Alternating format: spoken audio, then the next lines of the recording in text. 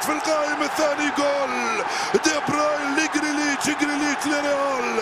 جول جول اول لمانشستر سيتي، الثاني لرياض في الدوري. هدف مقابل 0 صارت النتيجة بعد 64 دقيقة لعب. انتفاضة كبيرة لمانشستر سيتي منذ انطلاقة الشوط الثاني. التغييران عندما أخرج كل من كانسيلو ووكر تسرح فريق مانشستر سيتي، وعندما أقحم جريليتش ورياض محرز تغيرت الوجهة والنزعة الهجومية زادت وجاء الجول الأول لرياض محرز في القائمة الثاني لصالح مانشستر سيتي. هاي الكرة وهاي اللعبة وهاي الانطلاقة انطلقت من لويس لرياض، من رياض من هنالك لجوندوغان لدي بروين لجاك جريليتش، وجريليتش لرياض لم يكن في وضع التسلل، خرج من هنالك بيمنى، تفوق على كوكوريا وهيز الشباك. 1-0 لمانشستر سيتي أمام